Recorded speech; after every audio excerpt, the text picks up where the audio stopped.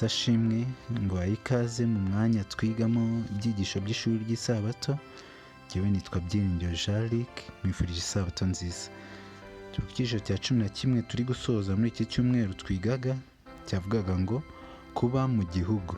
Cyo kwibuka cyaravugaga ngo gusubizanya ineza guhosha uburakari, ariko ijambo ribabaza ribyutsa umujinya. Aya magambo yanditswe mu Migani 15 umurongo wa mbere.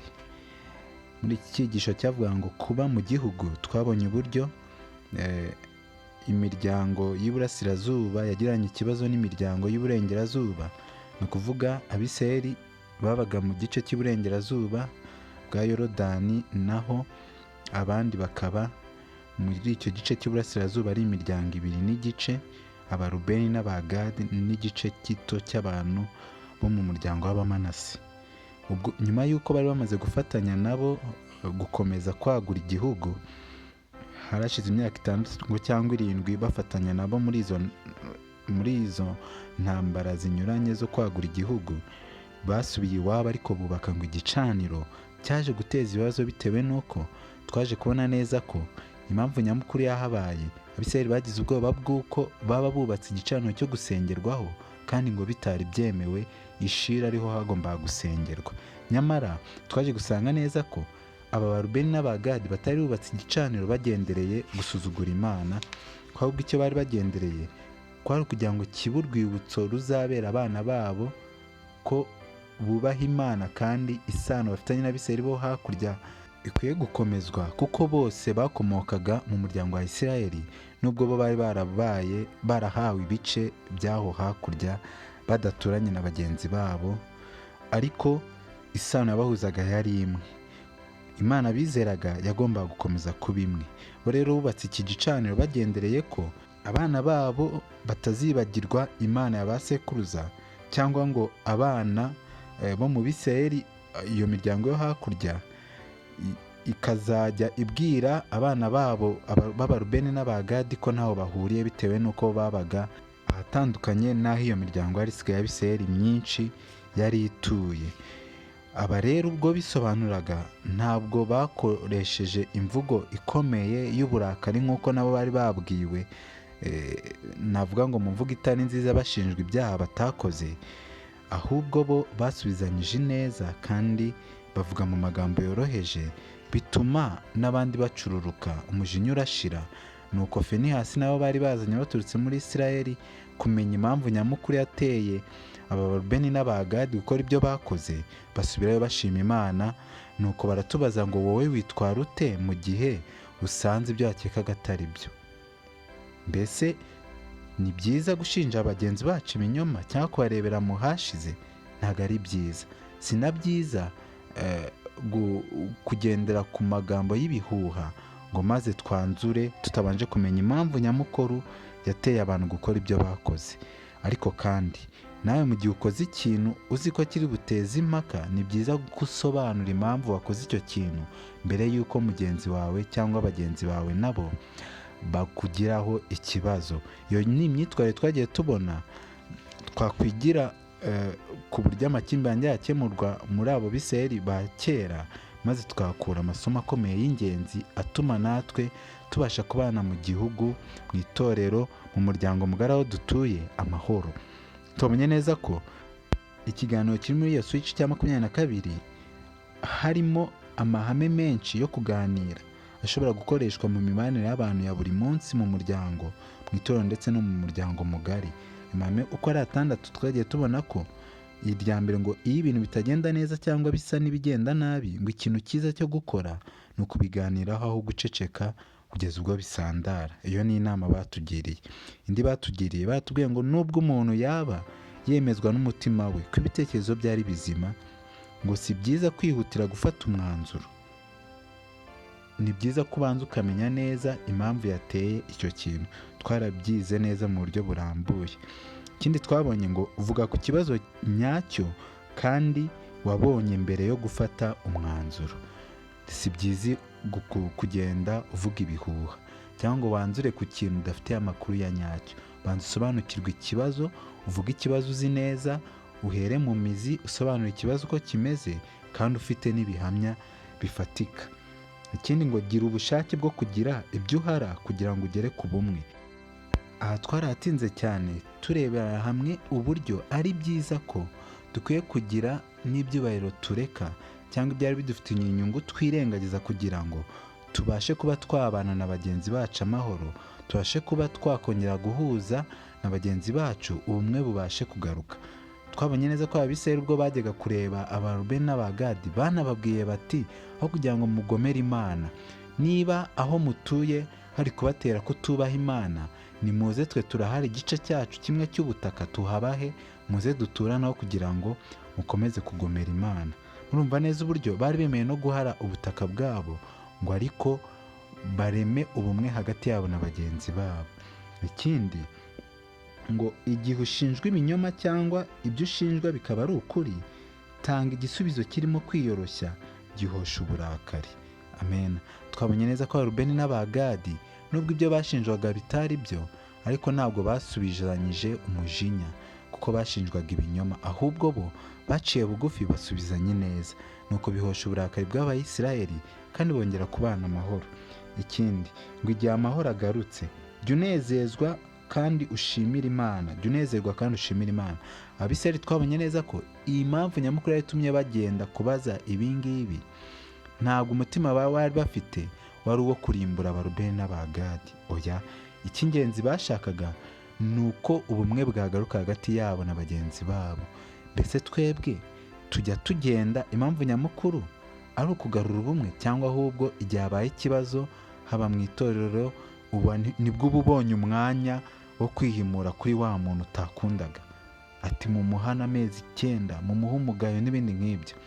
Munsi batubwiye ko muri iyi ngingo yo kuwa gatanu y'isabato batubwiye ko intego y'itorero ya mbere ikibanze ngo ntabwo amahitamo ya mbere ari igihano, ahubwo igihano ni amahitamo ya nyuma. Nyuma y'uko umuntu yigishijwe nahinduke agakomeza kwinangira nibwahanwa, ariko intego y'itorero ntabwo ari uguhana, n'Imana ntabwo ibigendereye guhana. Ikibanze ni uko ishaka ko njye nawe tubana amahoro, twihana tukabana mu mahoro. Hari ikintu cy'ingenzi batubwiye muri iyi ngingo tunasorezaho mbere yuko tujya ku bindi byo kwiga no kuzirikanwa. Baratubwiye ngo iyi miryango y'Iburasirazuba bwa Yorodani, Abarubeni n'Abagadi n'icyo gice kimwe cy'Abamanase, ngo iyo miryango ngo iba yarahakanye, muri make iba yaritandukanyije no gusenga Imana nyakuri, ngo abantu bo muri Isirayeli bari gukora iby'isezerano ryateganyaga. Iby'isezerano ryateganyaga nta rindi kwari ukubarimbura bose bitewe n'uko batari bumviye Imana. Ngo ubumwe ntabwo bushobora kuba igitekerezo cyo gupfobya ukuri cyangwa kureka amahame ya Bibiliya. Ntabwo kugira ngo ari umwe hagati yawe na mugenzi wawe bikwiye kugusaba ko wirengagiza amahame y'ukuri kwa Bibiliya. Oya, ubumwe tuvuga hano ni ubumwe hagati yawe na mugenzi wawe mu gihe bumugarura kukumvira ukuri kw'ijambo ry'Imana. Niba harimo kutubaha Imana, ntukwiye kujyana umwe n'uwo muntu, ntukwiye kugira ibyo wirengagiza kugira ngo ukunde ube inshuti n'umuntu. Oya, ukuri kw'ijambo ry'Imana ko kukwiye kuduhuza. Niba atandukanye n'ukuri kw'ijambo ry'Imana, niba yica amahame y'Imana nkana, ntabwo uzayirengagiza ngo ukunde ubane nawe, ahubwo uzahitamo kumvira Imana aho kumvira abantu. Nicyo hano batubwiraga. Ibindi byo kwigwa no kuzirikanwa batubwiye gusoma mu gitabo cyanditswe na Ellen G. White cyitwa Abakurambere n'Abahanuzi, ni igice kivuga ibyo kugabana Kanani, giherereye ku mapaje 428 na 438. Amagambo yavuzwe hano yakuwe muri ayo mapaje batubwiye muri icyo gitabo. Baravuze ngo nubwo ku ruhande rumwe ari ingenzi ko kujenjeka mu guhangana n'icyaha bikwiriye kwirindwa, ku rundi ruhande narwo ni ingenzi kwirinda imyanzuro ihutiyeho ndetse n'urwikekwe rudafite ishingiro. Ni ukuvuga ni ingenzi guhangana n'icyaha, ariko kandi ntabwo dukwiriye guhubuka cyangwa dufata imyanzuro idafite ishingiro tugendeye muri uwo mucyo ngo nuko ngo ari ingenzi guhangana n'icyaha ngo umuntu atajenjetse. Oya, ibintu byose dukwiye kubijyana mu bwenge. Abakristo nyakuri barangwa no kugira ubwenge. Ellen White yakomeje avuga ngo ubushishozi bwagaragajwe n'Abarubeni na bagenzi babo bukwiriye kwiganwa. ngo igihe bashakaga guteza imbere umurimo w'idini nyakuri bataryarya, batekerejwe nabi ndetse baratonganywa cyane, ngo nyamara ntibagaragaje kwitotomba. Mbere y'uko bagerageza kwiregura bitonze kandi bihanganye, bateze amatwi ibirego baregwaga n'abavandimwe babo, nuko nyuma yaho basobanura neza impamvu zabo kandi bagaragaza ko nta cyaha bafite. Uko niko ikibazo cyari cyateje ingaruka zikomeye zityo cyaje gukemurwa mu mahoro. Abarubeni n'Abagadi n'icyo gice kimwe cy'Abamanase bateze amatwi bihanganye mu gihe bari bagize bishyaka ryo kubaha Imana bataryarya, ariko bashinjwa ibinyoma baranategereza batega amatwi. Bamaze kuregwa nuko barisobanura kandi mu buryo bwiza, bituma bahosha intambara yari igiye gutangira kuba itari koroha, kuko yari ko ari intambara ikomeye cyane. Ngo n'igihe umuntu aregwa ibinyoma, abafite ukuri bashobora kwiyemeza gutuza no gutekereza neza. Amen. Imana yita ku bintu byose bidasobanukiye abantu cyangwa se baba basobanura nabi, bityo ibyacu dushobora kubirekera mu maboko yayo twiturije. Uko byamera kose izaburanira abayiringira nk'uko yagaragaje icyaha cya Akani. Abantu bakoreshwa n'umwuka wa Kristo bazagira urukundo nk'urwo, rwihangana kandi rugira neza. Amen. Iki gika kiraturarikira kudahubuka. Nubwo twaba turi mu kuri, twe kugira umwuka w'ubugwaneza, wo gutuza no guca bugufi no gutekereza no gushishoza. Ngo abantu bose ba Kristo bafite umwuka wa Kristo bakoresha, ngo bazagira urukundo nk'urwo rwihangana kandi rugira neza, rudahutiraho n'igihe ari twe turi mu kuri. N'igihe abantu bari kutubwira ibintu by'ibinyoma, ntabwo dukwiye kubanzuranya ako kanya. Dukwiye kubatega amatwi maze tukabasobanurira ibintu uko bimeze, ibindi tukabiharira Imana, kuko Imana niyo yiburanira, niyo yirwanirira. Umuntu wese uri mu kuri kandi uyiringira izamuburanira nk'uko yagaragaje icyaha cya Akani, aho kugira ngo Abisirayeli bose bahure n'ikibazo n'ingaruka z'ibyaha by'umuntu umwe, umuntu umwe abakurwamo, amahoro araboneka. Dusoza, ngo ubushake bw'Imana ni uko ubumwe n'urukundo rwa kivandimwe byaba mu bwoko bwayo. Isengesho Kristo yasenze mbere yo kubambwa kwe byari uko abigishwa be baba umwe nk'uko nawe ari umwe na Se, kugira ngo isi yizere ko Imana yamutumye. Amen. Igihe tutabaye umwe, igihe duhora mu makimbirane kandi twitwa ko turi Abakristo, biba bigaragaye neza ko uwo twizera nta mbaraga afite, uwo twizera ataturutse ku Mana. Niba twitwirirwa Kristo, tukwiye no kuba umwe nk'uko nawe ari umwe na Data, kugira ngo abantu bizere ko Yesu Kristo twizera nawe yaturutse ku Mana. Komeza no batubwira ngo iri sengesho rikora ku mutima kandi ry'agahozo ryarakomeje mu bindi bisekuru byose byahise, ndetse ryana no muri iki gihe cyacu, kuko Kristo yavuze ati, sinsabira aba bonyine, ahubwo ndasabira n'abazanyizezwa n'ijambo ryabo. Yohana 17:20. Nubwo nta hame ry'ukuri na rimwe dukwiriye gutandukira cyangwa gukandagira, dukwiriye guhorana intego yo kugera kuri ubu bumwe. Amen. Bamanitswe na Ellen G. White kuri page 437 438 mu gitabo cyitwa Abakurambere n'Abahanuzi. Yatugiye inama y'uko nubwo tutagomba kugira ihame dukandagira na rimwe, ariko dukwiye kwimakaza ubumwe.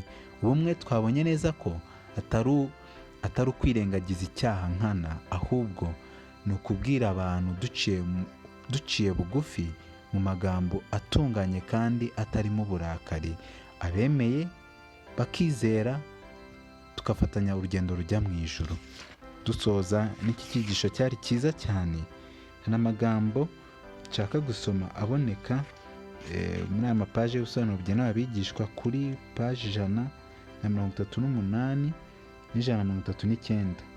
handitse ngo 138 agasubi gasoza akavuga ngo umubano urambye.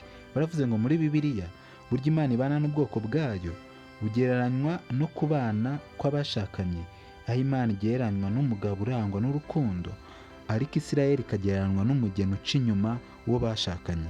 Ngo iyi mvugo shusho igaragaza igitekerezo cy'urukundo rw'Imana rudatezuka, ruhabanye cyane no kutumvira kwa Isirayeli.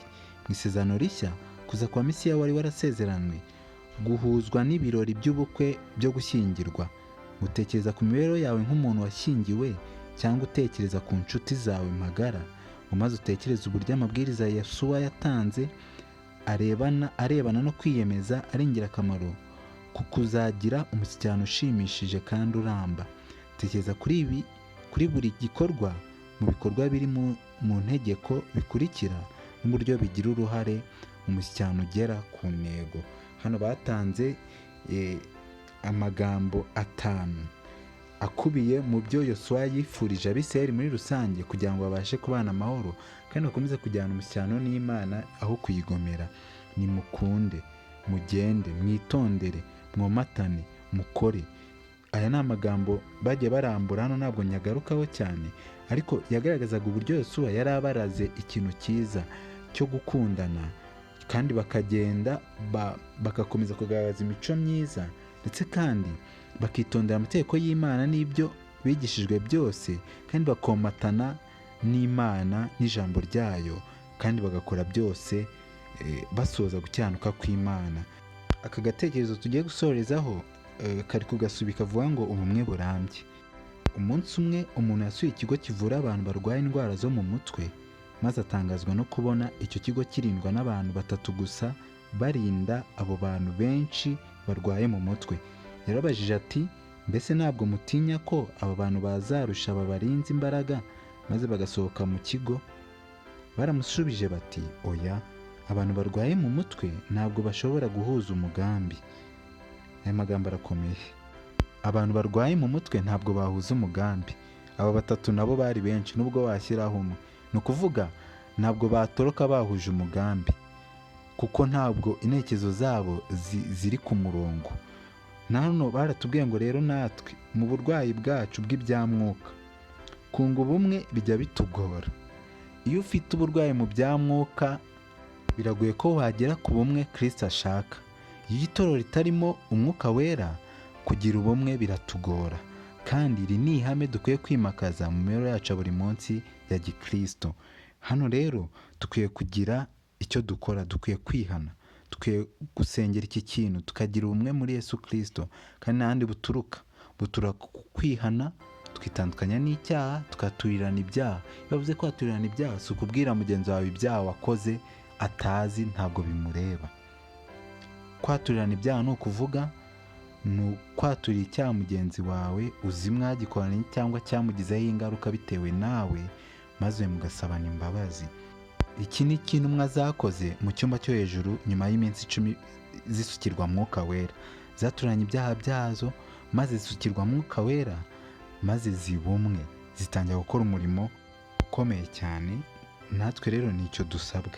Hano bakomeje batubwira ngo dushingiye ku isezerano rishya rivuga ubumwe mu itorero ni igitangaza gikorwa na mwuka wera afatanyije natwe. Efeso 5:2 kugera kwa 15. Murumva neza ko ubumwe buturuka ku kwakira mwuka wera, kandi mwuka wera ntabwo umuntu amwakira akiziritse ku byaha. Dusabwa rero kwihana kugira ngo umwuka wera abashe gukorera muri twe. Nakorera muri twe tuzagira ubumwe.